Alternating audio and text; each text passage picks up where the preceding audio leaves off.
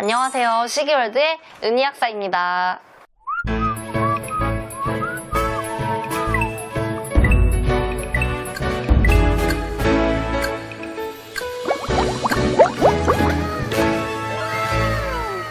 남편 시기님이 한 일주일쯤 전부터 귀가 이상하다고 자꾸 고름이 묻어나오고 물 찬 소리가 들리면서 외부 소리가 잘 안 들리고 이통도 호소하더라고요. 병원에 가라고 해도 안 가는 시기님. 결국 제가 병원에 손수 전화해서 예약해줬더니 그제서야 가더라고요.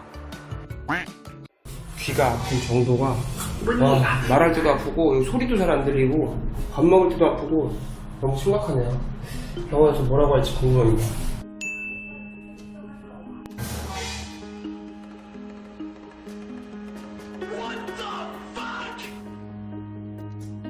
귀 속이 왜 저러지? 귀 속에 카메라 보고 엄청 충격받았어요. 은희 약사님에게 물어봐야겠다.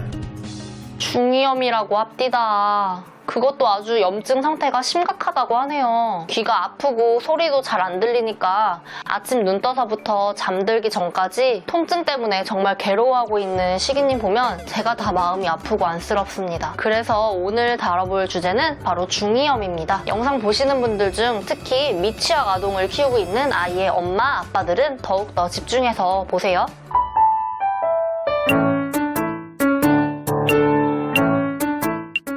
구조는 외이, 중이, 내이 이렇게 나뉘어서 보고 있는데 그중에 중이에 생기는 염증 질환을 통틀어서 중이염이라고 합니다. 급성 중이염은 감기로 인해서 발생하게 되는 경우가 대부분이고 급성으로 발생한 만큼 치료 기간도 비교적 빠르게 되는 편입니다. 만성 중이염이 생기는 루트는 이 급성 중이염이 반복적으로 생기면서 만성으로 넘어갈 수가 있고 아니면은 발열이나 통증은 크게 없는데 난청 그리고 고름이 자꾸 흘러나오는 그러한 이상 증세가 있을 경우는 만성 중이염으로 시작됐다고 볼 수가 있어요. 이렇게 만성 중이염의 증상이 심각해졌을 때는 심하면 수술을 해야 되는 경우도 있습니다. 이 중이염의 증상으로는 바로 귀에 농이 차는 증상이 가장 흔하게 발생하는데요. 농이 차면서 압력으로 인해서 통증까지 오게 됩니다. 말을 못하는 아기들은 자꾸만 귀를 만지거나 평상시보다 좀 더 심하게 보챌 수가 있는데요. 음식물을 먹을 때 아니면 바닥에 누워있을 때 그 통증이 더 심하기 때문에 잘 안 먹고 잘 안 자게 되는 겁니다.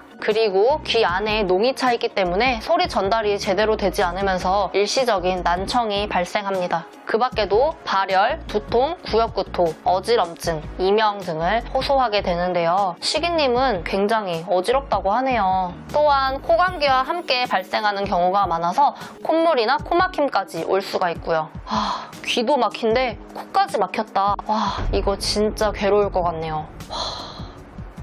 아이가 어른에 비해서 중이염에 잘 발생하는 이유는 몇 가지 이유가 있는데요. 그중 가장 큰 원인은 귀의 구조 때문입니다. 유스타키오 관이라는 관을 통해서 연결되어 있습니다. 그래서 산을 올라가거나 비행기를 타서 귀가 막혔을 때 코를 막고 응 하게 되면은 뚫리게 되죠. 그것도 바로 관으로 연결되어 있기 때문에 가능한 일인데요. 이 관은 평상시에는 닫혀 있다가 우리가 침을 삼키거나 하품을 할 때 순간적으로 열리게 됩니다. 성인의 관은 귀로 갈수록 올라가 있고 좀 더 좁아지는 구조인데요. 이에 반해 아이의 관은 평평하고 굵고 짧게 생겨져 있어요. 그리고 아이의 경우 근육이나 연골의 발달도 아직 덜 되어 있기 때문에 이 닫히는 힘이 성인보다 더 약하고요. 다시 말하자면 아이의 이러한 관 구조 때문에 코에서 귀로 무언가가 넘어가기 쉽다는 거예요. 감기 때문에 콧물이 많이 생길 때 이 콧물이 귀 뒤로 많이 넘어갈 수가 있기 때문에 그로 인해서 환원균으로 인한 염증이 잘 발생하고 중이염으로 번지기 쉽다는 거죠. 감기를 앓다가 중이염으로 넘어가는 경우가 이래서 정말 많은 겁니다. 또한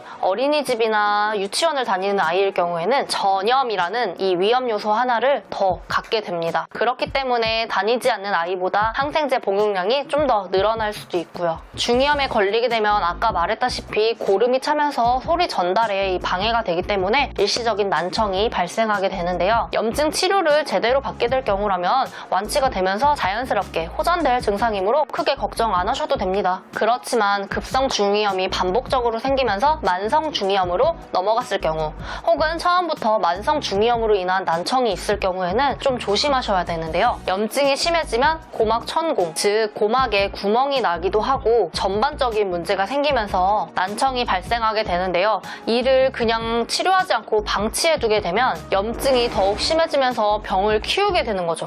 그렇기 때문에 귀에서 자꾸만 고름이 나오거나 통증이 있다, 난청이 생겼다 싶으면은 바로 병원으로 가셔야 합니다. 보통 중이염에는 꼭 항생제를 처방하게 되어 있는데 3일 후에도 재평가를 했는데 별 차도가 없다 싶으면은 항생제의 종류를 변경하게 됩니다. 중이염의 발생 원인균을 균 검사를 통해 알지 않는 이상 정확하게 알 수는 없기 때문에 대중요법으로 하게 되는 거죠. 이렇게 항생제의 종류를 바꿔서 복용하다 보면 적절한 치료가 이루어지게 됩니다. 항생제 먹는 게 해롭지 않을까라고 해서 먹지 않는다면 절대 그러지 마세요.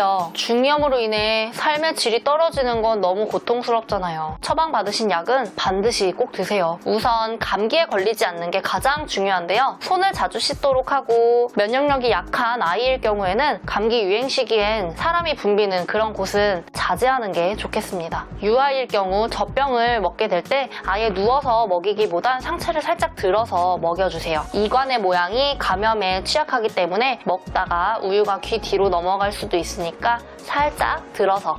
또한 공갈젖꼭지를 많이 빨게 되면 귀에 가해지는 압력도 더 크기 때문에 병에 걸려있을 시기에는 좀 주의하시고요. 독감 예방접종 등 각종 예방접종을 적절한 시기에 잘 맞는 것도 중이염 발생 예방에 큰 도움이 되니까 그것도 잊지 마세요.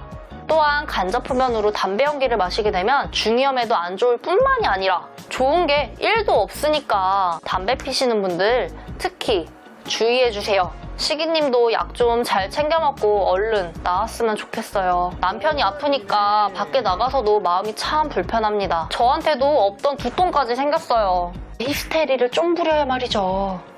구독하면 건강해지는 채널 시기월드의 은희약사였습니다. 다음 시간에 뵐게요. 안녕.